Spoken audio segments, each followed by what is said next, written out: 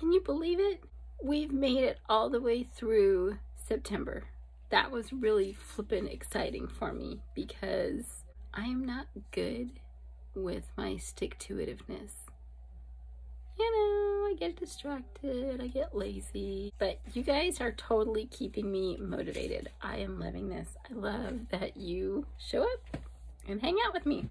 So with that, October 1st, the fly at the window. Faith is the state of being ultimately concerned. Paul Tillich. It can't be helped. We return through different questions to the same central issue. How do we live fully? How do we live in such a way that the wonder of feeling outfuels the pain of breaking? I'm not sure. I am only trying myself. Each of us a tiny will striving to find and ride the universal current without perishing. But faith seems crucial. The ability to inhabit the breadth and depth of our compassion, to know, even in the dark center of our pain, that somewhere out of view there is joy and wonder. And even when we tumble, we are part of a current larger than our own design. This is a hard bit of consciousness to ask for. Yet, even failing, faith, the life of concern, is possible. In actuality, the infinite coherence of all things and events continues like a great bottomless stream, and we, like fish, have but once choice. That sounded weird, but that's actually what it says. To find and ride the flow. That stream is God, or the Tao, as the great Chinese sage Lao Tzu terms it, and the strength that lifts us when our tiny wills merge with that stream of being is the sacred luminosity we experience as grace.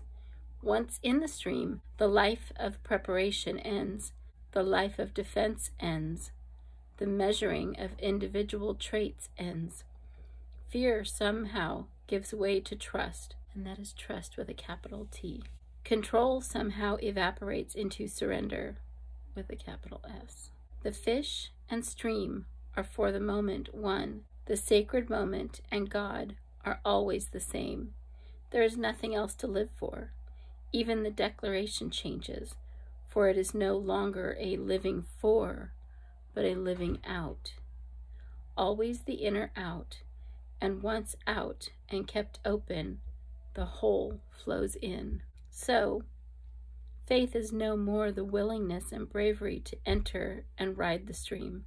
The mystery is that taking the risk to be so immersed in our moment of living in itself joins us with everything larger than us. And what is compassion but entering the stream of another without losing yourself? I remember one summer I was at the window when a fly near the latch was on its back spinning, legs furious, going nowhere. I thought to swat it, but something in its struggle was too much my own. It kept spinning and began to tire. Without moving closer, I exhaled steadily, my breath a sudden wind, and the fly found its legs, rubbed its face, and flew away.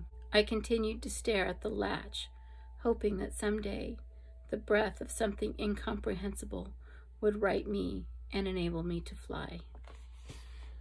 Holy moly. So, interesting thing, I was thinking about flies yesterday. The reason I was thinking of flies is because there was one in my kitchen. 4 years ago, I probably would have swatted that fly. But I had a conversation with a sweet friend of mine, and you can look him up. He's amazing. I met him in 2013 when I was opening my salon in Nevada, and I happened to come across his product ad on Craigslist, and it was hair products. It was like a conditioner. And I read the ad, and it said that it was made in the city where my salon was, and I was like, there are no cool products coming out of this town, not being manufactured here. So I emailed him. He didn't even have a phone. I emailed him, and we chatted a bit, and he brought me a case of his conditioner. it was rad. So here he is. He's a very young man, and he was walking with a cane and limping up into my salon. And I was like, holy moly. So he eventually tells me the story. He was on his motorcycle. I don't know if he'll see this.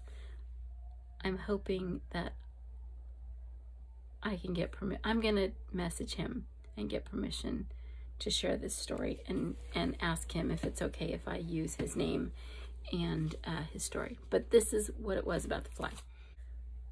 He was on his motorcycle. I believe he was going to work, and he was stopped. There was a like a big truck in front of him, and he was stopped behind the truck, and there was a car approaching from behind, and he, you know, looked in his mirror and he could see it wasn't stopping. The person wasn't paying attention. The last thought he remembered was, this is gonna hurt. And then that was it. The car smashed him, trashed his motorcycle, trashed his body, and he woke up in the hospital a few days later. Now the thing is, he had really long, he has the most amazing long, beautiful curly hair. And that was like his pride, you know, that was his strength. And so he wakes up in the hospital, pins in his legs, wires and tubes everywhere, you know, thoughts all chaotic. And he reaches up, and his hair is in just a bloody, matted mess to his head. And it came to pass that there was no way they could get that undone. They had to shave his head, cut off all his hair. And he said that was the worst of it. That was the absolute worst of it. You know, the motorcycle can be replaced, his body would heal, but his hair, you know, that was his, it's spiritual to him, it's energetic to him. It was more than just hair. Well, his life was changed, you know, like that in a moment. And so now he can no longer kill flies, because it's kind of the same thing. When a fly gets in his house, he shuts off lights in the room that it's in and turns on lights and sort of lures it through the house with lights until he can get it to an open door or an open window. It struck me that because he has been broken in a moment, he knows what it's like to be broken in a moment. And he could not do that to another living creature after his accident. He respects life at that level, to where he takes the time to guide flies through his house and outside. And that just blew me away. It just blew me away. That's what today's reading reminds me of. Oh, Lord. You ready for our mindful moment? Mindful. Visit a stream if you can and drop leaf after leaf in its flow.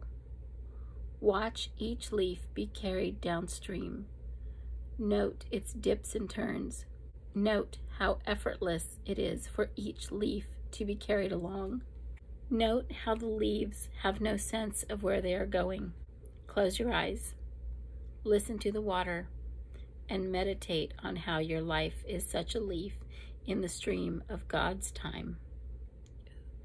Feel the days like water around you. Enjoy the ride. Water again.